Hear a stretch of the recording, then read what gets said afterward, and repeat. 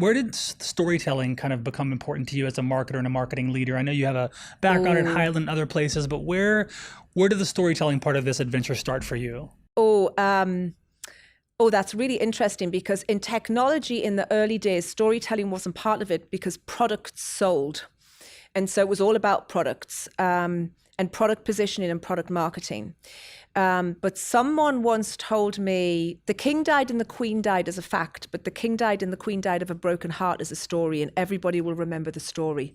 And I've remembered it, and I use it over and over again, because I think that's so powerful, that it's not necessarily about the end destination, but the journey and how people can get on that journey, and giving people examples of how people have done it, but telling them in a passionate way. You know, we at Brightcove, we're so lucky that we were founded on serving media organizations. So we have some of the coolest media companies creating the coolest content.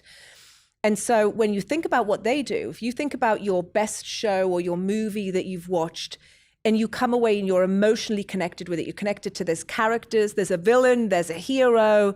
That's what we all have to create too, because that's how we can break through and we can let our audiences really understand about what we deliver versus somebody else. How can other marketing leaders, other CMOs start to think and act, like you said, thinking and acting like a media company, right? Mm-hmm. A lot of brands out there that support video and talk about storytelling, but there's something different, there's nuance with Brightcove. What are some of the things these marketing CMOs can start to, when they're thinking and acting like a media company, what can they begin to ideate around? Yeah, and it's this is only something I've learned from coming to Brightcove, which is one of the reasons why I really wanted to come to this company, because I really believe that as marketeers, there was something we were missing, thinking differently. And so when I look at our media companies and what they're doing with content, it's so precious to them because it's revenue.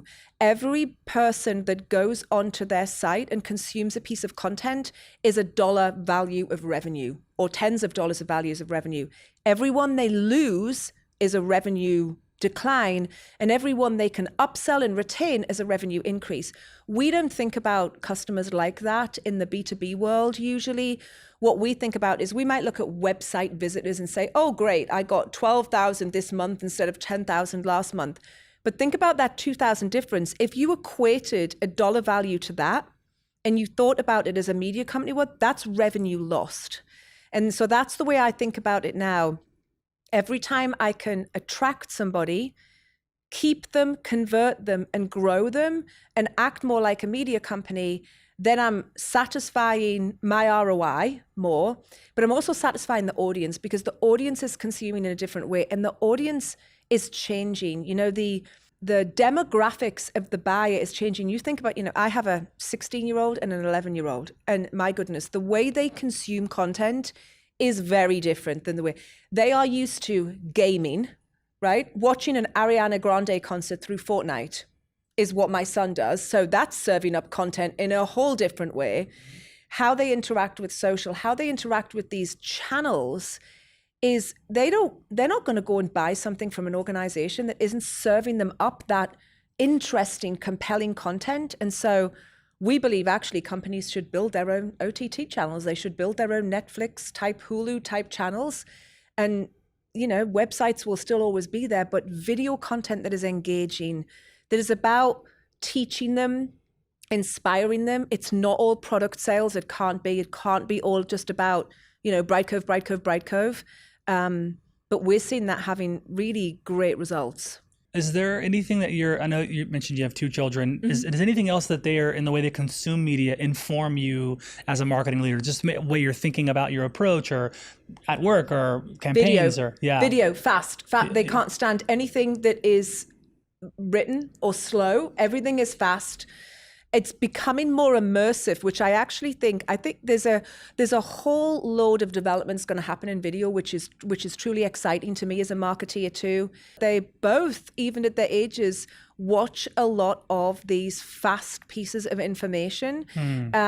And they just think, why doesn't somebody serve me up the recommendations like Netflix does? Oh, look, Mom, we can watch this today, because that's how we have to start thinking. And that's the way these media companies using recommendations and intelligence to know what we've done. And as marketeers, in B2B, when we match that with some of the other digital technology we have, it's really powerful. Hey everyone, thanks for watching. This segment is brought to you by Salesforce. Salesforce brings marketing and engagement together. If you want to learn more, head over to salesforce.com/marketing. And please subscribe to this channel for more marketing insights from the world's best marketing leaders across the Fortune 500 and beyond.